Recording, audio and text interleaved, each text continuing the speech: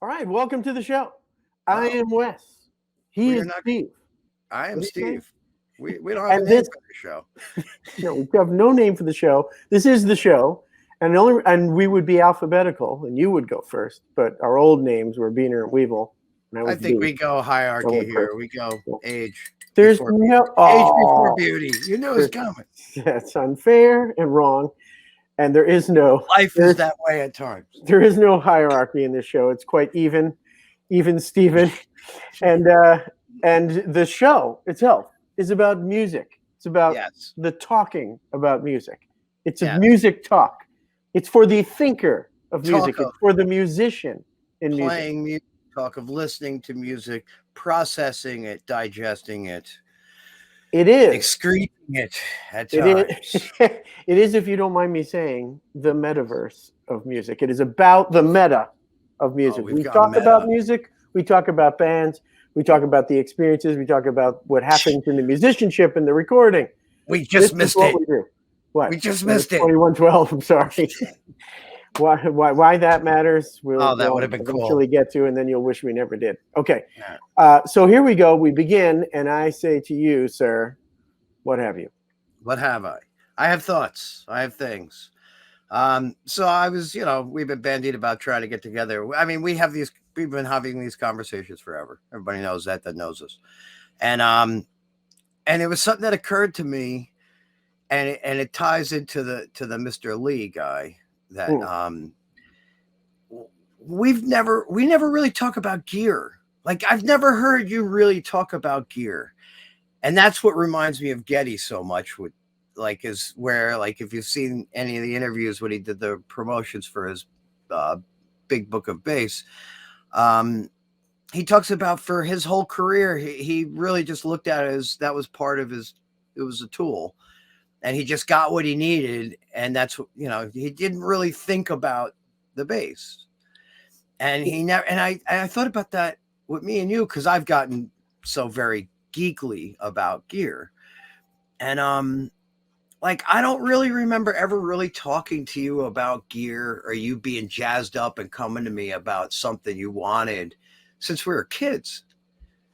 Well, Like what makes me think of it all the time is like cuz I remember like the big joke when we were kids was the Hondo 2 fake Les Paul that we just made fun of. We just ridiculed. And now people actually set out to collect them. that's Like funny. they go for $300-$400, like easy. And Well, people are like, there's some people that like I watch on the forums, like people defend them, like and that just it makes me think about all these things about how guitars are made now, about how the cheap Japanese guitars when we were kids they were scorned, they were outcasts, they were ostracized, you were ridiculed if you had them, and you were old, you walked into a bar with one, you'd be laughed off the stage. But then like now it's like weird with the collector world. When I started buying guitars, the old Japanese stuff is a highly sought after market. There's a niche market for that, and everybody made fun of the Korean guitars. And now it's like I'm finding as I'm Johnny come lately buying into these things, like the old Korean guitars from the 90s and early millennium are looked at a lot more favorably now, and fairly sought after by amateurs and like novice collectors. And people made fun of the China ones. Now some of the best guitars are coming out, like not the best, but some really, really good guitars are now coming out of China. And it's just weird how that works. Like if you had a Chibson 10 years ago, nobody let you in the room. Now it's like I spent $600 on a brand new Chinese made Epiphone Les Paul, and it's a Cadillac. It's gorgeous. hmm. Nobody ever gets to see it. It's a case queen. And when I learn how to play better, I say I'll start taking it Hold out. on. Hold on. Case Queen. Taking that down. Okay. I want to use that later. Yeah. Yeah. So, but like, it's just funny because he talks about that in the book. Like, I actually have an interview queued up. I was going to screen share it, but it won't work. Where he talks about how he really never thought about it until recently, for him, where he went for a backup guitar, a bass, and then it was like he started to look into it. He said that was it. He got curious, like to try and get the same bass that he had, like a 70s Fender. And then he found it, and then he got the story behind, and he got curious. He's like, I never really thought about this thing as an instrument. And then he, like with baseball stuff, like he just becomes obsessed. And that's why, and that's the real neat part about the R40 video is he plays 36 of his 260 collected basses that he collected and made it on this book. But you don't even have this book, do you? No, I don't even have the book. Like, you've been a bass player almost my whole life. I have this book, and it's fascinating. And you actually really learn a lot about him. And but I've gotten really full out geek about gear because I just never really thought of drums like that. And guitar is like, I never really thought about drums like I have black pearls. Oh, those red pearls that are the exact same drum set. I have to have that color. Like, I'm really not looking. I'm so happy with my pearl drums. I haven't really been looking for a drum set ever. But it's like, I'm loving it. Like, getting my hands on all these goofy guitars. Like, this is a cheap Korean bolt-on guitar it's a Korean Ibanez from 2001. Like, this I could probably sell this for $200-$300 easy. I got it for free. But it's like, I got 4 different Les Pauls.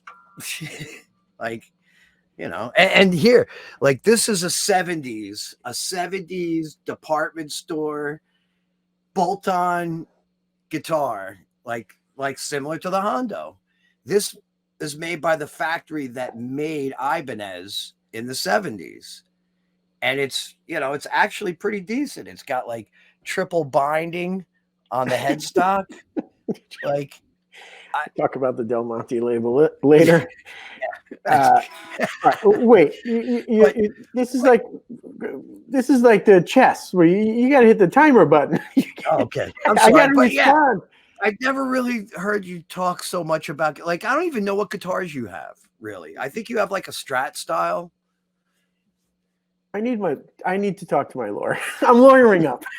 What are you holding? I'm lawyering up right now. I want to talk to my lawyer. You don't have you used to have a Rick, right? I remember you finally. I'm not answering that question. I need to address your premise. I don't even know what to call it yet. I feel like I've been hit blindsided, like coming out of the courthouse by a reporter. You see, because I know you're very knowledgeable in music and very experienced in melody, and you're very focused on music. So you have a great depth of knowledge. To be honest, I've never really talked to you. Like, you see more of a utility. Like, the instruments are more utility. Yeah. Utility than fetish. I think totally. I think that may be a better hyperbolic way of saying it. Well, there's no insult or offense, men. No, not prosecuting. I'm not prosecuting. No, I do admit this is hitting me like what, because for people who don't know, we've known each other. I don't even know how many years. 40, 700, literally years. 40 years. Yeah. And all that goes back through music. But so let me just respond. First of all, my first guitar was a Hondo 2. And now the abuse. Now I get it. No, I'm just saying. You were abused. You were guitar abused. Now wait a minute. Just like the way I grew up, as you know, and we're not too far from the way you grew up, when they put food in front of you, you ate it. Yeah. We weren't in the kinds of positions to say, well, this doesn't look like the kind of steak I'm used to. But that's how most people. Let me check that peanut butter jar label. Let me make sure that's up to snuff.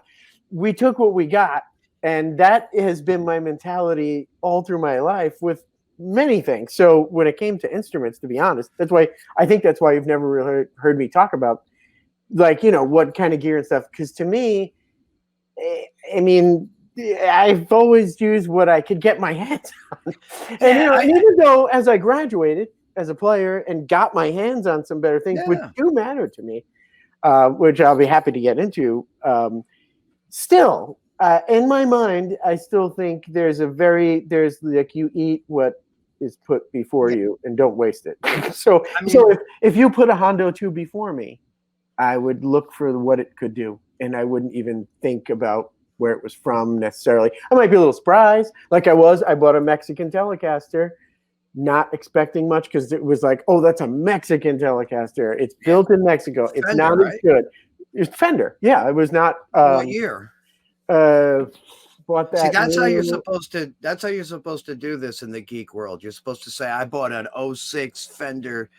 I have no chance. That's why I need to talk Made to in my lawyer. Mexico Fender. Yeah, That's yeah. why I'm going to need my lawyer. I You're have gonna have no to start shot. coming with representation. I have no shot in Gearland. You're to not talk giving gear. me.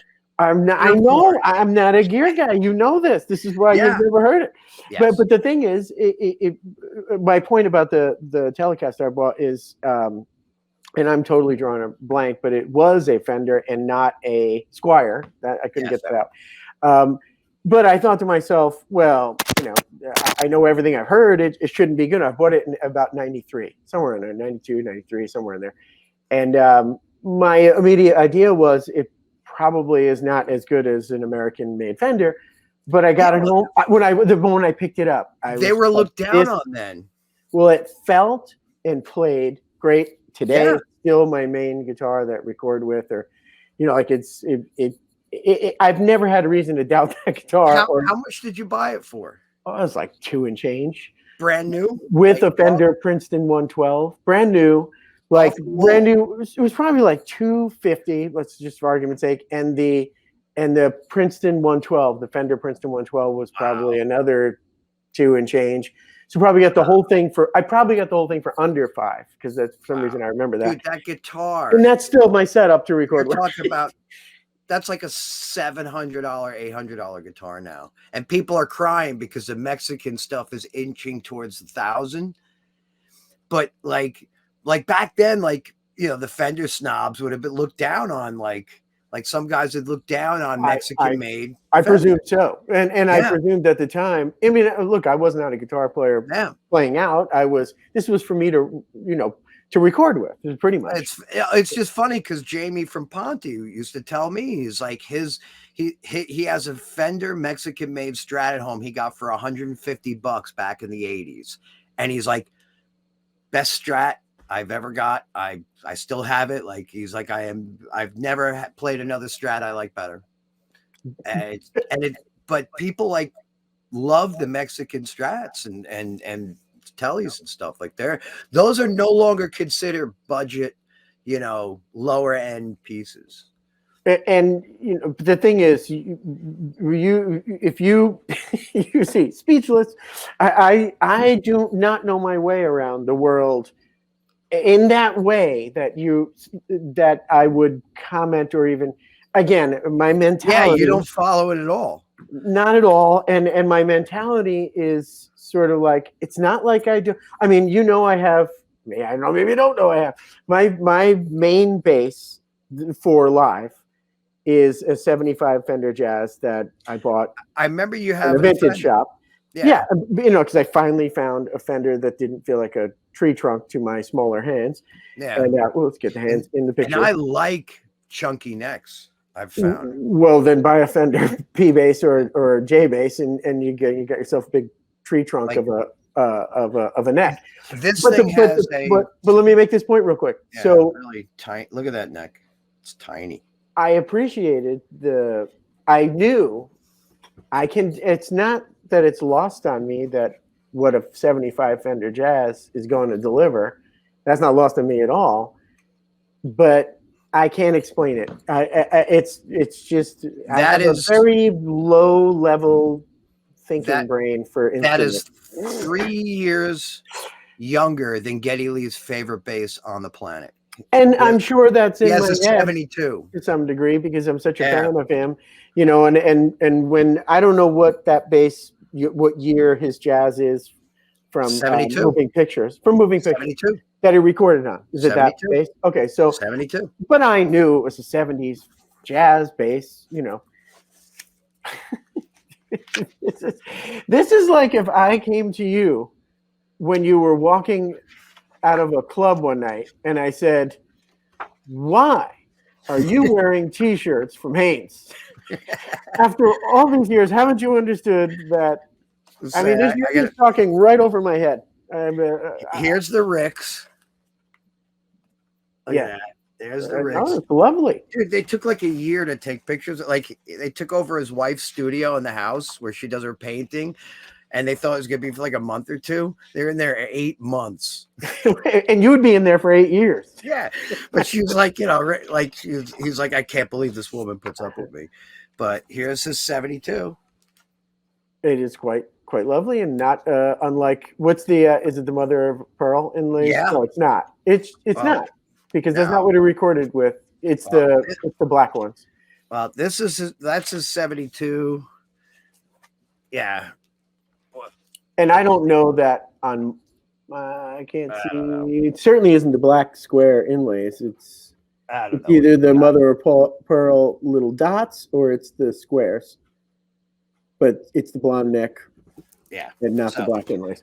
But anyway. So your overall point though, this is what I'm getting. This is what I remember because I don't remember you having a Hondo 2. I remember hearing jokes about it. No, because you never saw it. You had an acoustic, which was a Yamaha. Before the Yamaha. Then it was the Hondo. Was that Hondo was an acoustic? First guitar first guitar. Because when I think of Hondo, I think of Les Paul copy. Oh no! When back in that time, I mean, that was my first guitar. I was 11 years old. It was a Hondo. Yeah, Hondo 2. Oh, 2. Don't forget the 2. Yes, I gotta get used to where the camera is in this particular software. And then I remember you being excited to get the Gretsch from your uncle. Yes. And God, wish you had that now. That thing be worth a boatload of money. I do have that now. Do somewhere. You? Yeah, actually, I forgot about it until you just clean that thing up, dude. I bet you it's. But it's not a Gretsch. I thought it was a Gretsch. It's a Gretsch copy.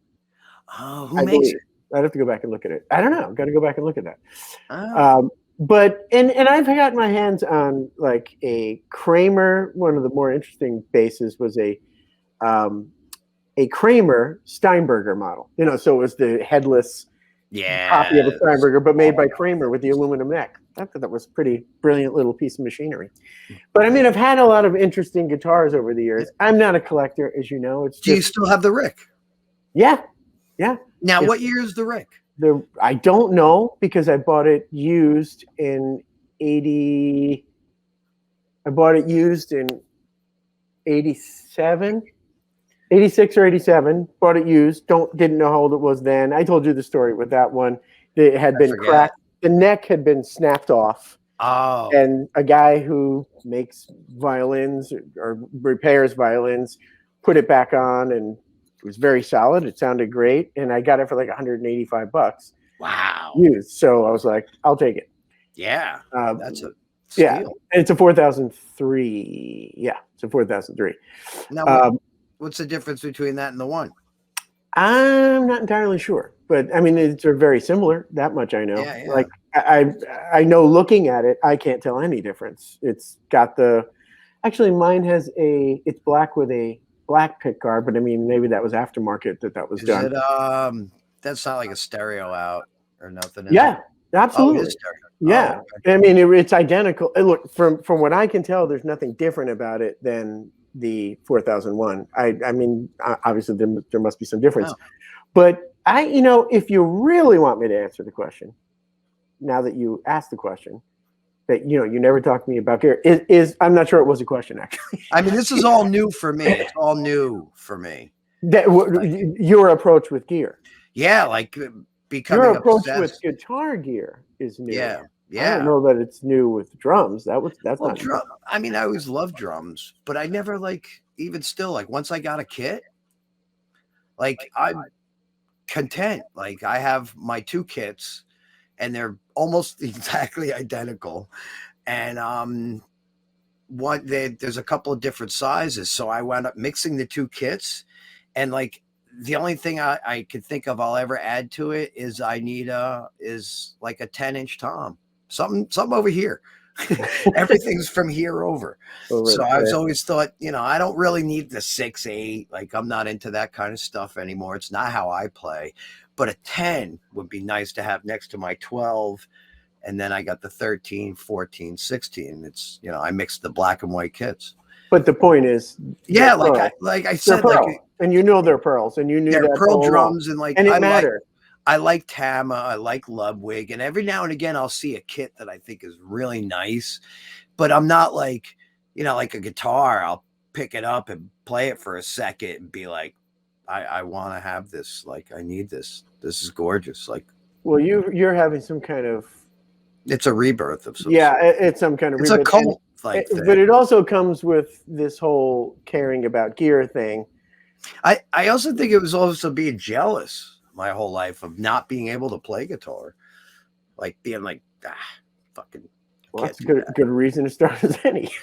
Yeah, well, I would try for a little while and then get discouraged, and I always have really crappy acoustic guitars that hurt to play, and I would just, I'm a drummer, I can't do this. Well, so I can kind of use what you just said to explain my own point of view. If indeed you did ask the question, I'm not sure you actually did. I think you just made a point to say, I never heard you talk about gear. So when it comes to gear, I just don't, again, it is where I come from. I never felt like gear was something I was going to master or truly understand. And I have this, again, I have that you eat what is put in front of you mentality, but also that's the way he was. I have a certain lack of refinement in the area. I don't think I've said this about wine. There are people who would only drink a certain level of wine, and if they and they can tell the difference. So they can tell the difference between a bottle that costs $15 and one that costs $150. I probably couldn't. And that's how I feel about gear. I trust myself. I know what I'm feeling. And if I picked up that 75 Fender Jazz and it felt the way it did, except it turned out it wasn't a 75 Fender Jazz. It actually was, a copy by, I was gonna say G&L, but that would be just as good. But some other copy that was like nothing, no name. Yeah. I would have gotten my head a little bit, but honestly, I guess I trust what I'm hearing and what I'm feeling, and that's about the end of it for me. There's something. I hope you don't mind this term, because now that you've become so into gear, but there's something gear whorish about getting all into getting heavily into the level of gear and it's beyond me. That's the truth. I was going to go in a direction there and sort of criticize someone who would care that much about gear, and that's not what I'm trying to do. Yeah, that's although fine. There's plenty of people on the inner forums that'll. Yeah, I mean, look, if it turns you on, that's why there's the great big bass book of basses, whatever it's called, because people get jazzed up about it, and that is meaningful. But for me, it doesn't do much for me. I mean, it's bizarre, and I hear myself saying it. I would make one little distinction. I'm a gear slut because I don't get paid for it. Right. Well, and I said gear whore for it. Then I would be a whore. Whores get paid. No, what I mean by I get it. I know people who care a lot about gear, you being one of them. Well, what he says that really tipped it off is he decided to get the bass of the year he was born, which was like 53. Once he got that, he found then he started to get into the history element. And that's like what he'll talk about in his interviews about how he was like, once he gets curious, it's dangerous thing. He's a goner. And that's why he had 700,000 signed baseballs. Well, I will tell you this. He's a collector, clearly. I mean, that's which I've always been with records, coins, comic books, blah, blah, blah, blah, blah. Totally true. I don't like that. I'm not. You were not a cluttery kid. Totally not. You had scanned things. Yeah. I totally it was never, ever a collector, and I don't quite get it, and I don't really know how to do it. but you do, and I always did. you're a collector, and but I will say this: when I was growing up, and I, and you know this story, but I'm just telling it for whoever is listening, that Getty and Rickenbacker basses were the kickoff point for me that said, Yeah. you have to play bass. You don't have a choice. And so, Rickenbackers became everything for me at that moment, which is a gear thing, right? But it was just about the love of what I was hearing and seeing. Not about becoming knowledgeable about it, but it was about just when I saw that bass, my blood would move. Like 3 times. Well, it was iconic to him. It was iconic to him, but Well, I didn't know any of that with Chris Squire. He got it because he idolized Chris totally. Squire. And I had Fenders in the really early stuff. And he did that for me and a billion other people. Getty did it with Rick's. But my point I want to make is, I did have a time after 10 years at least of playing where all of a sudden I had this back to basics kind of sense. Like my first real bass that I bought was a Guild Pilot in '84, which I love to this day. It's the best sounding bass to record with that I've ever tried to play with. It plays like a dream. It plays easier and better and faster than anything I've ever played. But I don't like it live. It doesn't have low end. And there came this point when I was playing out in cover bands and stuff where I needed a more universal sound. Yeah. To cover all kinds of different songs and have more bottom and stuff. And all of a sudden, Gibson and Fender and sort of the basics I just started to have this idea in my mind that I want to get into the real basics. And then like Fender came in and I was like, Fender.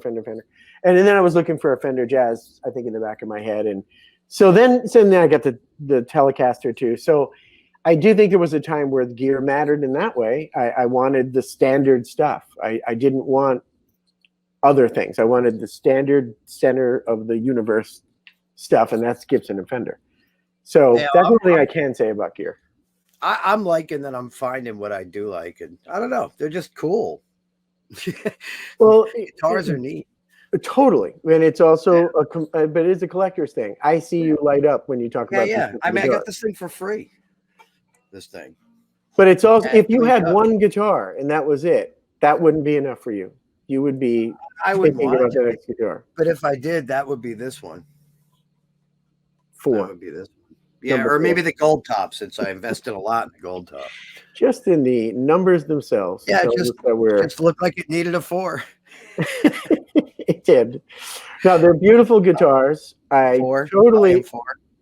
Oh, is that what it is? Volume 4? Well, that's probably why that number leapt out at me. It's the same color as the album cover. Well, I know the 5 had to do with the Townsend thing, right? No. Well, the whole thing started because of the Townsend thing, because he had the numbers on the Les Pauls. That's why I had numbers. 5. At one time, I had numbers on all the guitars. I've slowly started taking them off. Like, all right, dude, the fucking Riddler. Yeah. Maybe just preparing for old age. I mean, well, that's specifically this one. It's got my age on it, and in another 5 months, I get to change it to a 5. Yeah, isn't that exciting? But this is the acoustic that I love the most. That I found this, like, it's funny because 5 Watt World did a show about like the Dream acoustic, and I was like, I don't know enough about playing acoustics. All I know is every acoustic I hated until I figured out that jumbos and dreadnought sizes aren't comfortable for me. And I found this one, which is like 2/3 the size of a jumbo. And I'm like, oh, nice. Oh, okay. And I like the way it sits. So now it's like, if I'm ever going to spend the ridiculous amount of money that it is to get a really nice acoustic guitar, at least I know what size to get to look at instead of buying a huge one that I'll regret buying or something. That's probably the difference between me and you is you make that distinction that, this is, and you start to think about models and whether it's jumbo or it's not. And I had that Yamaha acoustic I'm learning for all those years, and I think I don't know what it was. Yeah. I just knew I got that guitar for free. I remember where you got that guitar. Somebody that we both know said, we have this guitar and we're going to sell it across the street. Yeah. Take it for your suffering. I'll take my suffering. Thank you. And so, if there's anything to be said, And that guitar I wrote on for many, many years. And quite frankly, to be honest, I don't even feel like I have something to write on that Wow, we've inspired me talked a like half that guitar. hour, just so you know. And there you have it. Well, Um, is that a show? This assault, my Yeah, lack I'm of sorry. gearheadedness. I didn't No, meet I'm the kidding. trial of Yeah. Wes Eddard. I guess is that we've done many shows The about musical trial. many things. Never Yeah. were they gear, to your point. Yeah. Well, I've never had this perspective either. This is all new for me too, because I've become just absolutely obsessed with it since Yeah, you have. be finding out the horrifying task of, oh, I'm the guitar tech too. Uh, yeah, you just change my strings probably once or twice a week. I was like, you know, I'm the driver and the drum guy. But you never became that way about cars, even though you were the No, driver. no. So there's something to it. No, I But mean, because you haven't become, you're not a collect, you don't have this collector mentality about everything, although there are some things. But it does seem like guitars have become this I'm thing for absolutely you. obsessed. I'm amazed. It's like, I never thought I could walk, and now I can a little bit. Like I could actually, I just never thought I could do it. And it's You interesting. mean the playing? The Yeah, actual playing and actually making a decent sound out of one, more or less. and it's just nice because I could lay in bed and do it. I can't do that as a drum. Like, what fun is it to work on rudiments in your bed? It doesn't sound fun. Yeah, well, I mean, it's great for you, yes, but it's not like, you could sit there with a D shape for 5 minutes and stare at the wall till you drool, and it's like, oh, that was cool. I really enjoyed that. and that's why we could do a show on drummers turn singers, drummers turn writers, guitar players, Yeah. frontmen, because of that very reason. Wow. Dave Grohl, story over. Well, Steve Tyler, story over for me. Well, yeah, apparently he's an amazing drummer. Yeah, I mean, but he started that way, and, Yeah. and like and Phil Collins, honestly, Phil Collins is as good a story as any, or Don Henley. Like, Oh, you know what I watched last night that blew my mind? I had no idea that in the early days, McCartney's band, like his horn section had like Tony Dorsey and stuff. Like, it was like, I've been watching this Understanding McCartney series. It's a documentary made by some amateur, and it's just a lot of clips and narration from old interviews, kind of carrying the Wings storyline. And it's really, because it really gives you an inside look on Denny, the Jim McCulloch, I think his name is, and stuff. Like a lot of that really deep history. You might appreciate that. I could dig that. Plus, like the turmoil of like everybody basically blaming him for breaking up the Beatles when John quit first. Well, yeah, and I'm not all the way through it, but the Get Back documentary I haven't watched that yet. Covers some of that, and we can't cover that till you cover it, and I'm not done with it either. But we'd like to cover that in the future. Yeah, so, I'll have to watch it. We have ourselves a show here after. Was that good? Was that good for you? It was swell. It threw me off a little, but I think I responded, and it's certainly it's a reasonable question. Why have we never talked about gear? And I just don't like. I don't remember you being like, waiting months to get a particular Les Paul or like, no, like, totally like not that kind of thing. Yeah, I mean, and then there's a whole nother broader conversation talk about in that era, where a lot of the guitar players we look up to were in that same boat. It was like, you got whatever you got your hands on, you learn how to make it work. I do feel like when I read, when I hear biographies, that a lot of people's stories are that was the guitar in the studio. They call now the golden age of guitars, because like what you can get for under $200 is miles above, say, the Hondo 2s of that day. Right. You know, you get a Harley Benton for $150, $179, $200, or like I got that Glary bass. It's a decent bass, $80 ship. Which it can be said about because of manufacturing processes. Yeah. The process, all kinds of. Well, they're made by starving children. That, which is a great way to end the show. Yes. I don't mean to make light of that. Hold on, just a moment for starving children. That just hit me. Almost got away there. A moment. So this is the show. The show is about music. We talk about. Well, this is the first attempt at something. It's the first attempt after a many-year hiatus, actually. Yeah. And you come back with this big curveball. You slide in this floating, hooking, sinking, curving I'm curveball. the chaos factor. You're the sanity. Oh, I'll keep that in mind. You know what I'm going to keep in mind for the next show is to give myself some space so I can use my hands. I can't be talking with my hands out here. Yeah, well, I mean, you know. Yeah, I got to work this out. I got to You work can out hear this me okay software. and everything, right? I hear you in a lovely way, quite Excellent. nicely. All right, so that's a show. That's a wrap. Yes. And there'll be right about now. I bet you hear some wrap-up music that isn't here yet. I will probably have this recording as well. I'm going to check, and then you won't have to send me anything. Perhaps you will. I don't think you will, though, but okay. All right, that's a show.